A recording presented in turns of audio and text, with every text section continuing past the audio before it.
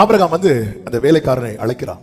அழைத்து சொல்றாரு, நீ என் இடத்துக்கு போய் நான் குடியிருக்கிற கானானிய குமாரத்திகள் புறஜாதிகள் அவங்க கிட்ட இருந்து பெண் கொள்ளாமல் நீ என் தேசத்துக்கும் என் இனத்தார் இடத்துக்கும் போய் என் குமாரனாக ஈசாக்கு பெண் கொள்வேன் என்று எனக்கு ப்ராமிஸ் பண்ணி கொடு என்று சொல்லி அவனை அனுப்பும்போது உடனே இந்த ஊழியக்காரன் வந்து ஆப்ஷன் பி வைக்கிறார்.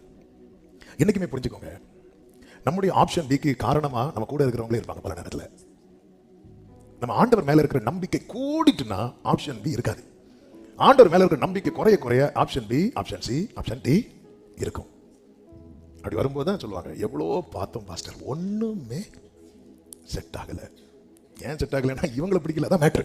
ஏதோ இவங்களுக்கு பிடிக்காதது போல இவர் எதை அறிக்கை பண்றாரு தெரியுமா? இங்க பாரு, நீ வேலைக்காரன், நான் எதுவும் நான் சொல்றதான் கேட்க. அப்படி அல்ல, அப்படி அல்ல. அந்த இடத்துல தான் இங்க பாரு, என்னை அழைத்திருக்கிறார். அப்ப அவன் அழைப்பை நம்புகிறான். எனக்கு வாக்கு பண்ணியிருக்கிறார், அவர் தந்த வாக்கு தத்தத்தை நம்புறான்.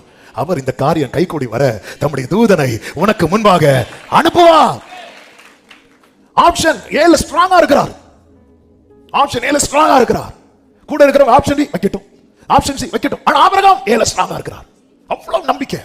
நம்ம எந்த அளவுக்கு ஆண்டவரை நம்புறோம், ஒரு விஷயத்துல ஆண்டவரை எப்படி நம்புறோம், எந்த அளவுக்கு நம்புறோம், எங்க அழைப்பில் இருந்து வரார். அந்த அழைப்பில் இருக்கிற உண்மை என்பது தன்னில் முடியாது, தன் தலைமுறை விஷயத்திலே தொடரும் என்பதுல எவ்வளவு நம்பிக்கையா இருக்கிறான் பாருங்க.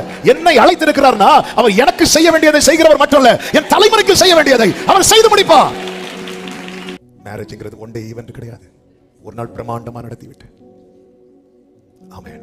அது ஊரே பேசும், பா என்ன கல்யாணம். அதுக்கப்புறம் அந்த பிள்ளைங்க நம்ம ட்ரெஸ் கூட பார்த்து பார்த்து வாங்குறோம், ஸ்கூல் கூட பார்த்து பார்த்து சேர்க்கிறோம், காலேஜ் பார்த்து பார்த்து சேர்க்கிறோம், டியூஷனுக்கு பார்த்து பார்த்து போய் விட்டுட்டு நின்று கூட்டிட்டு வரோம். எல்லாமே பார்த்து பார்த்து பண்ணிட்டு நிறைய பேர் சில காரியத்தை அவங்கள்ட்ட அவ்வளோ சொத்து இருக்கு, இவ்வளோ பணம் இருக்கு, ஆமே இவ்வளோ அது இருக்கு இது இருக்கு. அவங்க ரட்சிக்கப்பட்டிருக்கிறாங்களா, தேவனோட உடன்படிக்கை பண்ணியிருக்கிறாங்களா, சபையில் ஆராதிக்கிறாங்களா?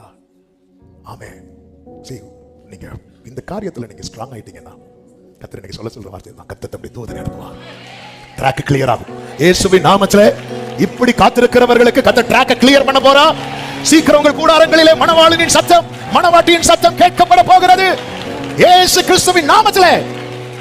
ஆமென் சொல்லுங்க பார்க்கலாம்.